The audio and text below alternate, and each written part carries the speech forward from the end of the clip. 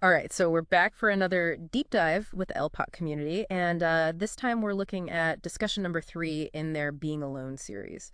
So we've talked about some of the challenges and misconceptions, but now we're getting into the good stuff, like how can being alone actually help you grow? Yeah, I mean, it's kind of a funny thing when you think about it, right?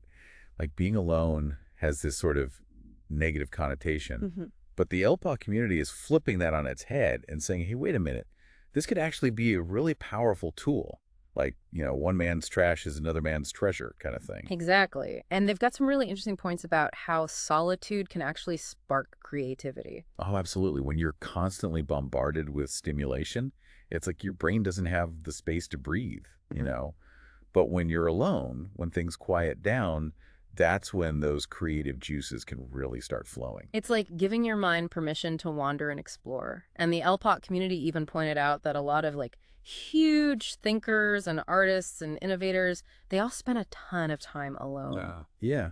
Think about it. Like, even just on a practical level, if you're trying to write a book or compose a song or come up with a new invention, you kind of need that quiet time to focus, to really get into the zone. Totally.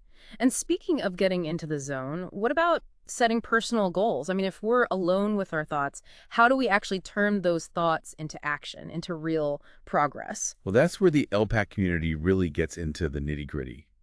They talk about how solitude can be like this incredible incubator for planning your life. Because when you're not distracted by everyone else's agenda, you can really hone in on what you want to achieve. And it doesn't have to be like these massive life-altering goals Yeah, either, right? It could be anything. Learning a new language or picking up a new hobby or even just working on your mental health. absolutely.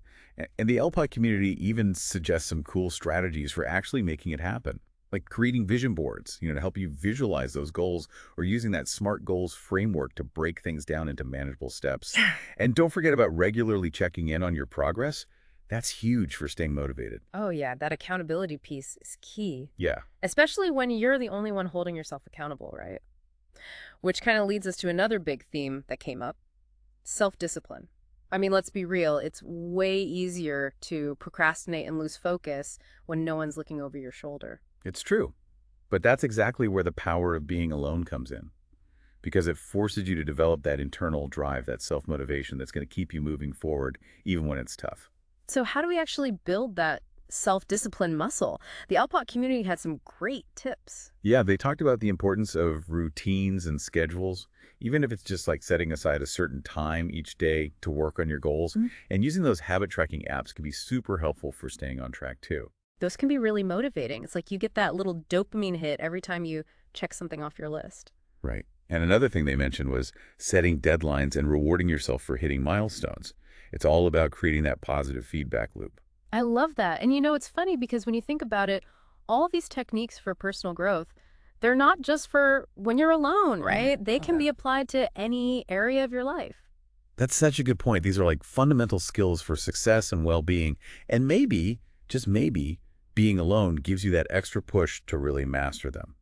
So to kind of sum it all up, this whole Being Alone series from the Elpa community, it really reframes solitude as this incredible opportunity, right? It's not about being lonely, it's about using that time with yourself to unlock your potential and to really grow. It's like a gift, right? A chance to step away from the noise and Wow. reconnect with yourself. Absolutely. So here's a question for everyone listening. Think about one thing you've been wanting to work on. Could be anything, big or small.